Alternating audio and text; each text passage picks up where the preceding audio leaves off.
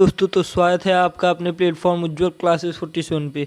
आज हम लोग कक्षा 12 के जो है महत्वपूर्ण प्रश्न को देखने वाले हैं, बहुविकल्पी महत्वपूर्ण ऑब्जेक्टिव टाइप प्रश्न को देखने वाले हैं, जिसमें गद्य के विकास के बारे में हम लोग देखेंगे।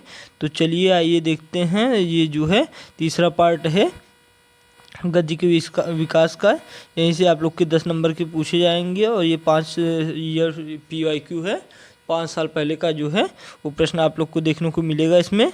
और ये 18 फरवरी के लिए बहुत स्पेशल क्लास है, तो आप लोग जाइए, प्लेट बनी हुई है, तो इसको आप लोग जो है दूसरा तीसरा पार्ट जरूर देखिए। आप लोग के ऑब्जेक्टिव क्वेश्चन जो है वो 400 से 500 ऑब्जेक्टिव क्वेश्चन करा दिए गए हैं। तो चलिए जाइए और जल्द से जल्द प्लेट चेक कीजिए। तो चलिए, ये हमारा लोगो है उज्ज्वल क्लासेस 47। आप लोग इसको जो है सब्सक्राइब करिए, बेल आइकन को प्रेस करना ना भूलें, ताकि आप लोग के लिए जो है वो नोटिफिकेशन आप लोग तक पहुंचता रहे। तो चलिए आइए शुरू करते हैं अपना पहला क्वेश्चन। निराला किस कवि का उपनाम है? तो आप लोग को बताना है फटाफट। ये सूर्यकांत त्रिपाठी निराला जी, इनका ही उपनाम है। कामायनी की रचनाकार कौन है? तो आप लोग जल्द से जल्द बताइए। कामायनी जो है जयशंकर प्रसाद जी की है। आप लोग एकदम मतलब तैयार करके आए होंगे, तो ये आराम से आप लोग का हो जाएगा। तो चलिए ये देखिए, ये कामायनी पूछा जाता है, छायावाद काल से संबंधित नहीं है। इनमें से आप लोग को बताना है छायावाद काल से संबंधित कौन से ऐसे कवि हैं जो नहीं हैं। तो आप लोग को बताना है छायावाद काल से संबंधित नहीं है। तो आप लोग का राइट आंसर क्या हो जाएगा?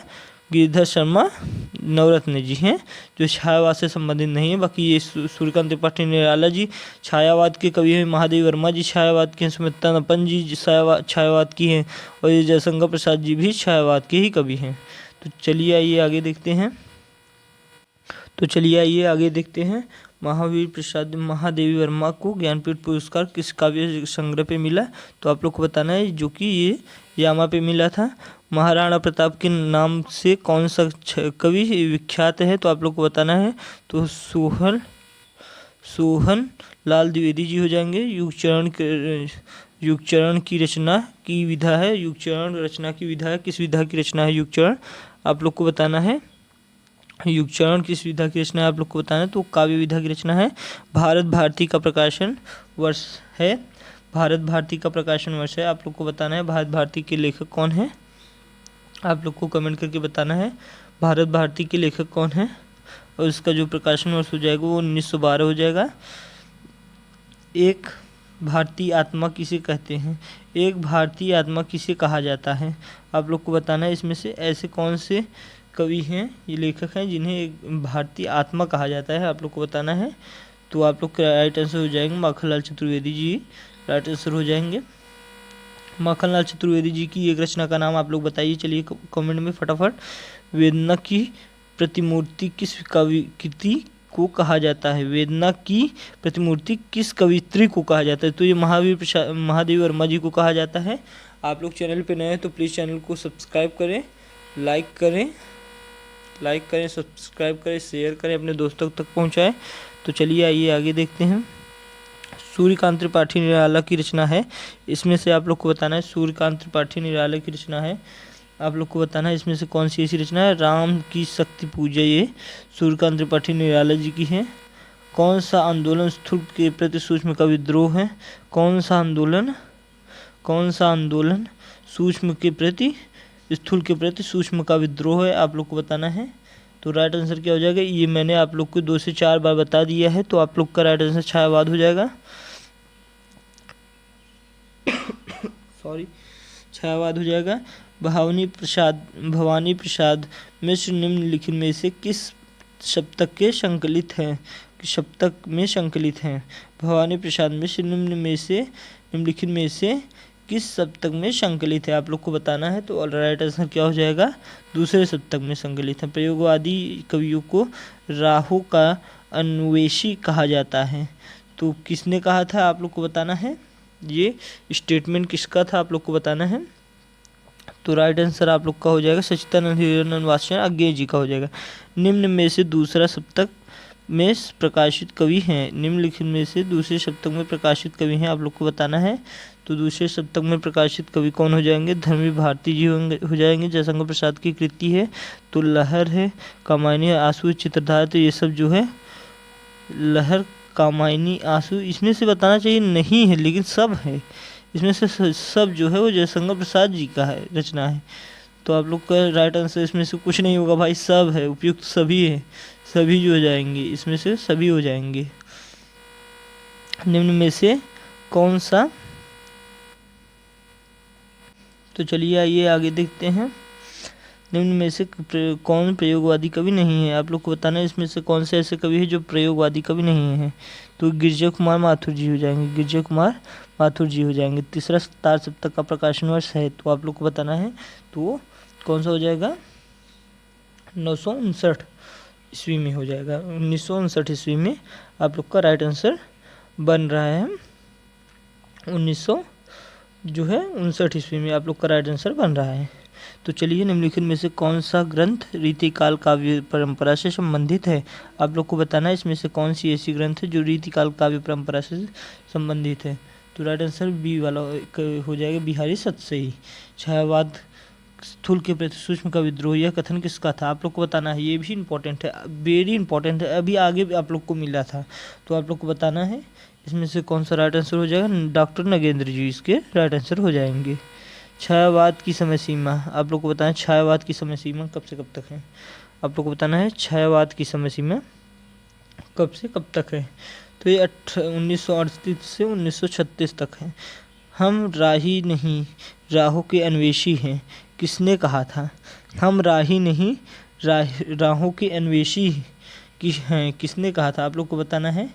तो राइट आंसर हो जाएगा, गे ने कहा था। ये स्टेटमेंट किसका था, गे जी का था। हिंदी काव्य के किस कालखंड को स्थूल के प्रति सूक्ष्म का विद्रोह, तो छायावाद कहा गया भाई, छायावाद को कहा जाता है। तो राइट आंसर क्या हो जाएगा, ख वाला छायावाद। तो चलिए प्लीज़ जल्दी से जाइए, चैनल को सब्सक्राइब कीजिए यार, लाइक कीजिए, चैनल को सब्सक्राइब कीजिए, आप लोग फटाफट शेयर भी कीजिए, अपने दोस्तों तक पहुंचाइए, जिससे उनको भी थोड़ा मदद मिल सके। ये 10 नंबर में आप लोग को छाप के आएंगे। एकांतवासी योगी किसकी रचना है, एकांतवासी योगी श्रीधर पाठक जी की रचना है।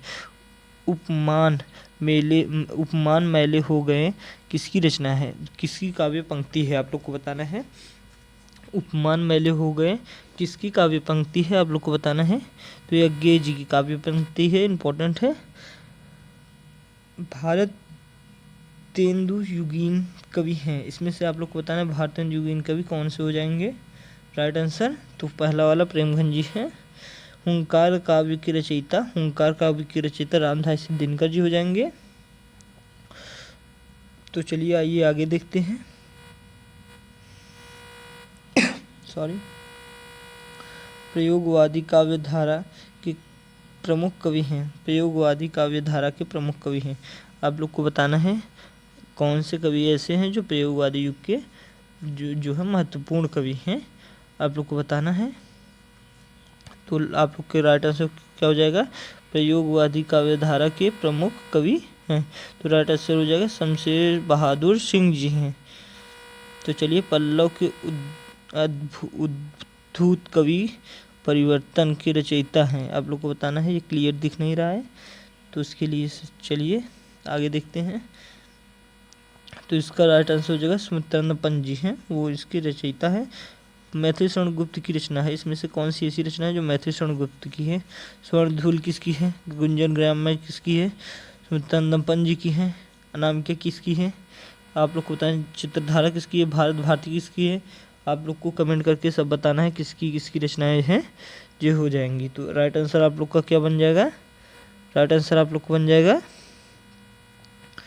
राइट आंसर आप लोग का बन जाएगा ये भारत भारती राइट आंसर। तो चलिए आइए आगे देखते हैं। महावृक्ष के नीचे काव्य कृति, महावृक्ष के नीचे काव्य कृति, आप लोग को बताना है महावृक्ष के नीचे काव्य कृति। आप लोग का राइट आंसर क्या हो जाएगा, इसमें से सच्चिदानंद हीरानंद वात्स्यायन अज्ञेय जी हो जाएंगे, सच्चिदानंद हीरानंद वात्स्यायन अज्ञेय जी हो जाएंगे राइट आंसर। सुमित्रानंद पंत का काव्य संकलन है, सुमित्रानंद पंत जी का काव्य संकलन कौन सा है, वीणा है, राइट आंसर क्या हो जाएगा, वीणा हो जाएगा। वीणा गुंजन ग्राम्य, आप लोग का बताइए राइट आंसर क्या हो जाएगा, वीणा हो जाएगा। 34 का जो है वो सही है, गवाला। तो चलिए आइए आगे देखते हैं। तो 34 का कौन सा सही है? प्रयोगवादी कवि नहीं है, तो इसमें से श्रीमंगल सिंह सुमन जो है प्रयोगवादी कवि नहीं है। तो चलिए आइए आगे देखते हैं। कुकुरमुत्ता के रचयिता कौन है? कुकुरमुत्ता जो रचना है उसकी रचयिता कौन है? आप लोग को बताना है। भवानी प्रसाद मिश्र जी हैं या महावीर प्रसाद द्विवेदी जी हैं? आप लोग को बताना है। राइट आंसर क्या होने वाला है? तो आप लोग को बताना है, ये सूर्यकांत त्रिपाठी निराला जी की रचना है। सूर्यकांत त्रिपाठी निराला जी की रचना है। सूर्यकांत त्रिपाठी निराला जी की रचना है ये। तो चलिए आइए आगे देखते हैं। निशा निमंत्रण के रचनाकार कौन हो जाएंगे? निशा निमंत्रण के रचनाकार आप लोग को बताना, निशा निमंत्रण के रचनाकार कौन हो जाएंगे? हरिवंश राय बच्चन जी हो जाएंगे। हरिवंश राय बच्चन जी पलाशवन काव्य संकलन के प्रणेता हैं। पलाशवन काव्य संकलन के प्रणेता हैं। आप लोग को बताना है इसका राइट आंसर क्या हो जाएगा? नरेंद्र शर्मा जी हो जाएंगे इसके राइट आंसर। उर्मिला काविरह वर्णन साकेत महाकाव्य के किस सर्ग में है? तो 9वें सर्ग में है। किस सर्ग में है आप लोग को बताना है? वो तृतीय सर्ग में है। वो कौन से सर्ग में है? तो तृतीय सर्ग में है। तृतीय सर्ग, सॉरी, वो कौन से सर्ग में है? 9वें सर्ग में है। कौन से सर्ग में है? तो 9वें सर्ग में है। आप लोग का राइट आंसर क्या हो जाएगा? 9वें सर्ग में है। तो चलिए आइए आगे देखते हैं। भारतेंदु युगीन कवि हैं, तो आप लोग बताएं प्रतापनारायण मिश्र जी हैं। कौन से? प्रतापनारायण मिश्र जी। छायावाद युग की कृति है, आप लोग को बताना है। तो ये कामायनी है, छायावाद की कृति। पवन द्वितीका काव्य के रचयिता कौन है? पवन द्वितीका अयोध्या सिंह उपाध्याय हरिऔध जी हो जाएंगे राइट आंसर। धर्म के प्रति अनास्था तथा शोषक वर्ग के प्रति घृणा किस वाद की प्रमुख विशेषता है? आप लोग को बताना है किस वाद की जो है प्रमुख विशेषता है। तो आप लोग को बताना है इसमें से कौन सा राइट आंसर हो जाएगा। तो राइट आंसर प्रगतिवादी प्रगतिवाद। प्रयोगवाद की प्रमुख विशेषता नहीं है। प्रयोगवाद की प्रमुख विशेषता नहीं है। आप लोग को बताना है इसमें से कौन सी ऐसी रचना है जो प्रयोगवाद की प्रमुख विशेषता नहीं है। तो आप लोग को बताना है इसका राइट आंसर क्या हो जाएगा? प्रकृति का मानवीकरण ये जो है नहीं है। तो चलिए आइए आगे देखते हैं। समन्वय पत्रिका के संपादक रहे हैं। समन्वय पत्रिका के संपादक रहे हैं, तो आप लोग को बताना है। तो सूर्यकांत त्रिपाठी निराला जी रहे हैं। कौन है? सूर्यकांत त्रिपाठी निराला जी हैं। तो चलिए आई होप आप लोग को ये वीडियो कुछ कारीगर रहा होगा। तो फिर मिलते हैं ऐसे ही जानदार शानदार वीडियो के साथ। तो आप लोग जाइए चैनल को सब्सक्राइब कीजिए फटाफट। फिर मिलते हैं नेक्स्ट वीडियो में। आप लोग जाकर, ये तीसरा पार्ट है, आप लोग चौथा पांचवा पार्ट देख लीजिए। चौथा पांचवा पार्ट देख लीजिए। इसमें मैंने कितने 4-6 वीडियो बनाए हैं ऑब्जेक्टिव क्वेश्चन को लेके। तो आप लोग जाइए फटाफट उसको देखिए, प्लेट बनी हुई है तो जाइए देखिए। फिर आप लोग का जो है भविष्य उज्ज्वल हो। धन्यवाद।